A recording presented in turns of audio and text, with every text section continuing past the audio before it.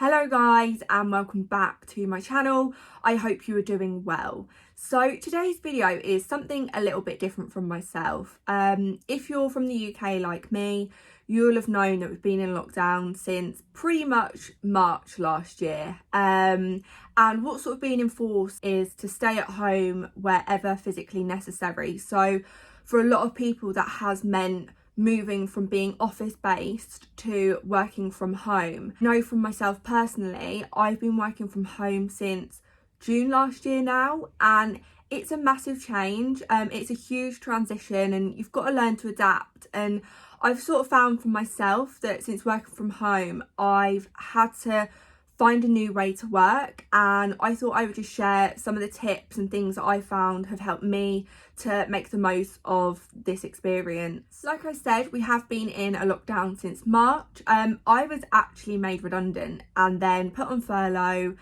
and eventually brought back. So I am extremely grateful to have a job, and I know a lot of people are in an unfortunate position where they're either still on furlough or potentially at risk of not having a job, which is obviously extremely scary. Just for reference, my job role, I actually work in the property industry, so I work for an estate agents dealing with the sales progression for their sales. So once an offer's been accepted, I then look after the file up until the point of exchange and completion.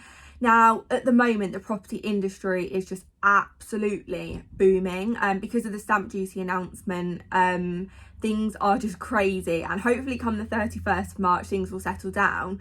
But I'm not only just fortunate to be in a position where I've got a job that can keep me extremely busy. So it is so important that I found to manage my time and the way I work from home as best as I can. So without further ado, let's get stuck in with my top tips. So my first tip is just not to roll out of bed and start work straight away.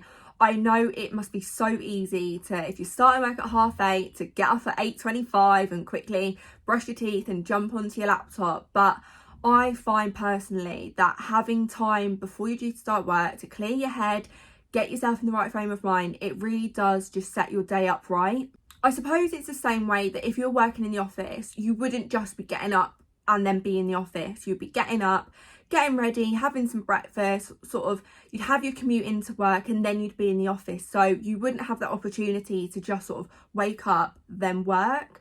And I think that's one thing that I've really found has helped me, is just having a little bit of time before work. I have a dog, so I have to walk him for about an hour in the morning, but I've really just find having that time before work to clear your head, get out, just sets my day up right. And I'm so much more productive on those days where I get up nice and early and I don't feel like I'm in a rush. Don't get me wrong, I know it's very easy to sort of stay in bed and get every last second of sleep that you can, but to just set your day up right is the most important thing. Staying on the theme of setting your day up right, my second tip is actually, may seem pretty obvious, but have a shower and get dressed. Again, it just sets your day up right. If you're having your shower, you're freshening up, you're getting up that little bit earlier than you would if you was just to wake up and start work. By getting dressed, I don't mean put on a full-on suit. I'm just saying get out of your pyjamas that you've slept in and put some fresh ones on, or just put some loungewear on. You don't have to get dressed up smartly, but I just find that for me personally, if I was to stay in my pyjamas all day, I'm not going to be as productive as days where I feel more put together. On days where I've had to have a Zoom call and I've got makeup on, I find myself to be so much more productive there than if I'm just sort of hair scraped up, no makeup, and just sort of comfy clothes. I'm not saying don't be comfy, because that's obviously a luxury that we've got at the moment from working from home, is we don't have to be sort of dressed up and have smart clothes on. You've still got to make an effort to some extent, and I find that if I just get dressed, I'm in that work mindset rather than, oh, I've just woken up. Tip number 3 is to structure your day and try and have some sort of routine. So like I said, get up, get showered, get dressed. So for example, with me, I work 8:30 till 5. So what I like to do is make sure that at certain times of the day, I still do certain things the same way I would if I was in the office. So I like to, in the morning, start from sort of 8:30 till 9 doing emails, and then around that time I'll go off, make myself a coffee, have a screen break, and then sort of start my day.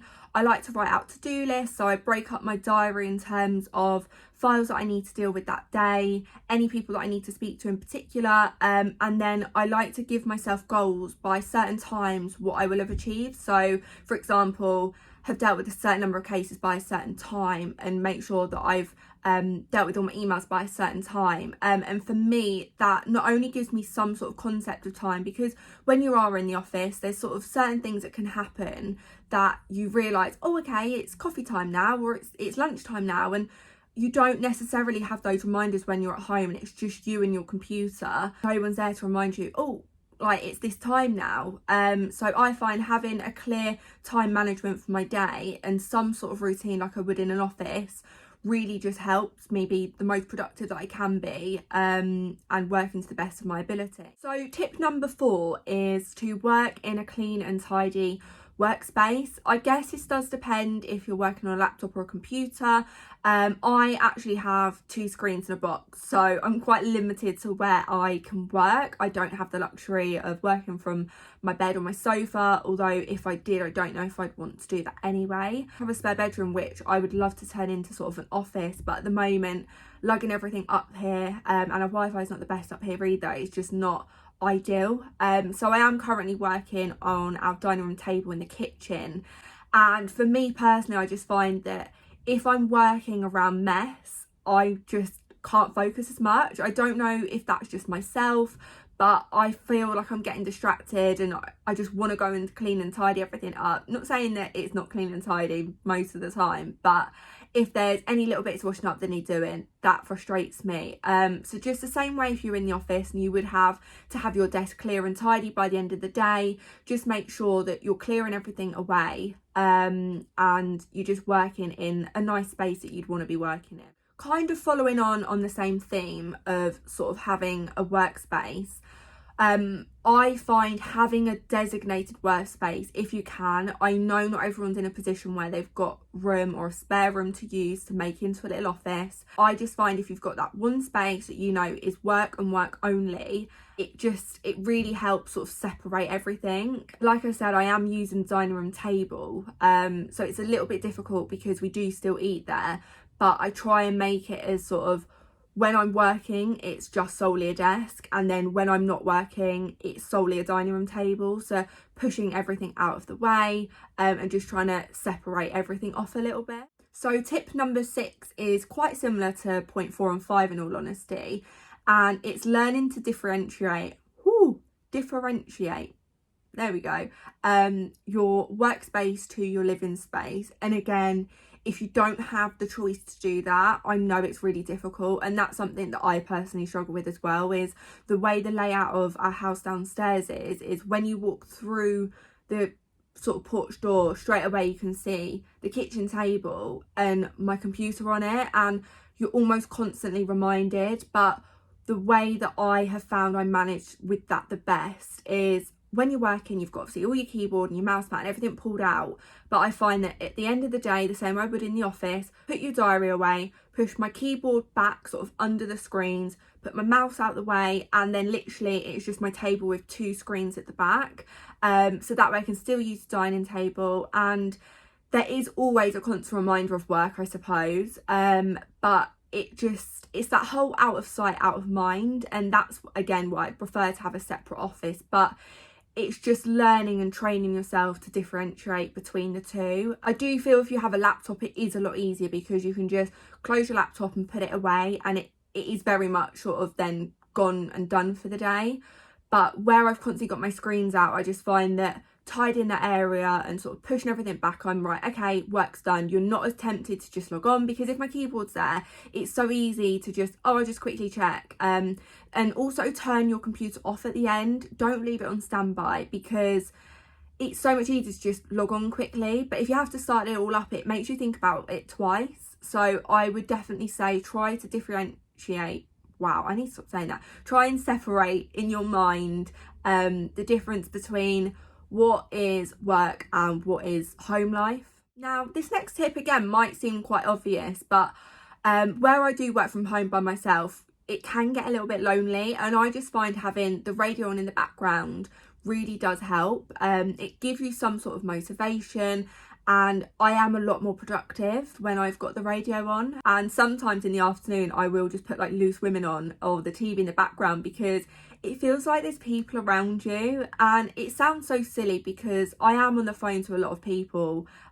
during the day, so I am still speaking to people, but just hearing other voices in the background, you feel like you're back in that office environment and you feel a little bit less lonely. So definitely put on the radio, put on the TV.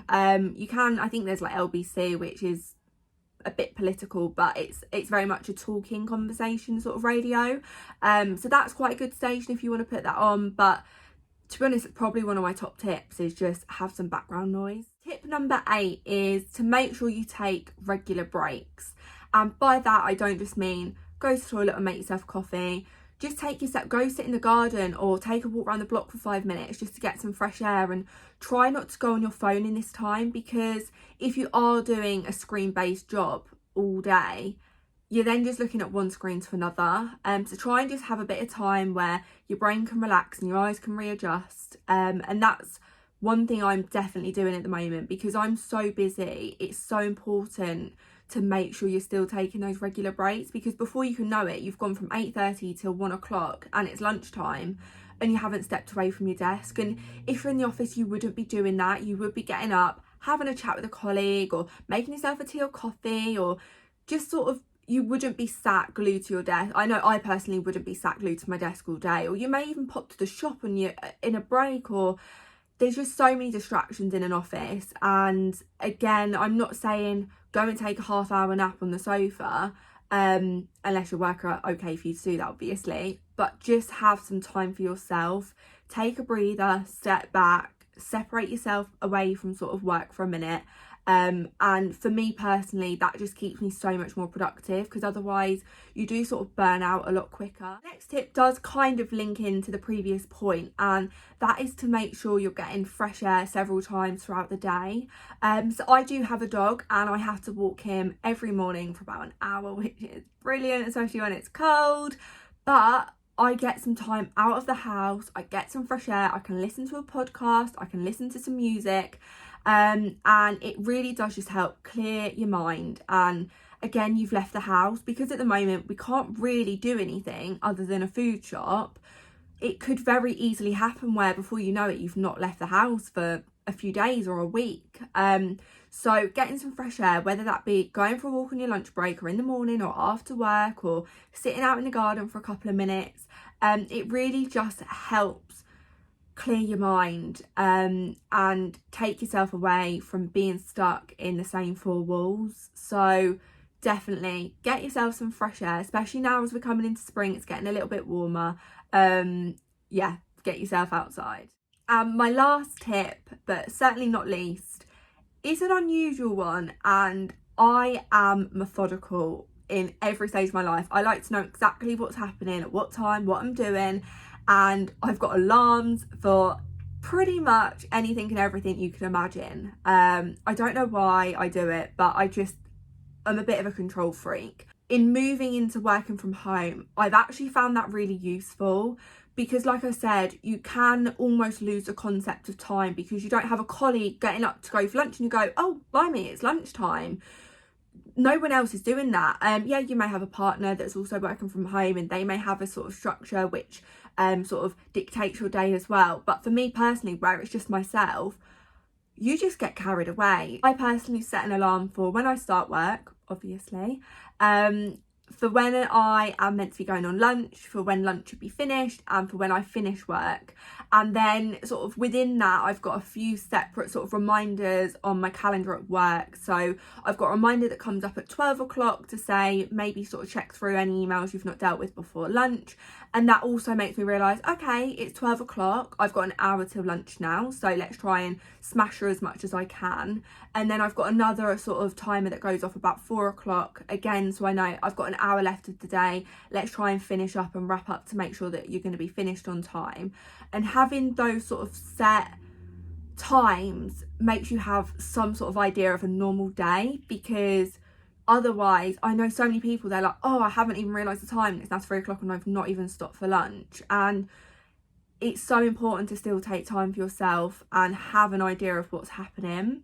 So it may be a little bit weird, but set yourself some alarms at least for lunchtime, at least for the end of the day, so that you have a very, very clear understanding of how your day's going. So those are my top 10 working from home tips. I hope you have enjoyed them.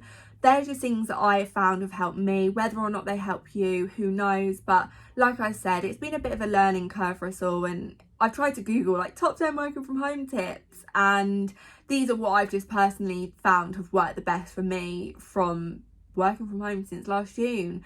And I also just wanted to say it's okay to not have the best day. I'm obviously saying these tips have helped me be productive, but on the flip side of that, I still have days where I'm not as productive, and I'd still do these, but they're not a magic recipe to work from home to the best of your pure ability. And just know that it is okay that if you do have a day where you're not as motivated or you just can't quite get into the swing of things, it's normal. It's happening to everyone, I can assure you. And it probably used to happen when you're in the office, but you may not have just been as aware of it because there's so many distractions. I hope you enjoyed the video, and I will see you guys next Sunday.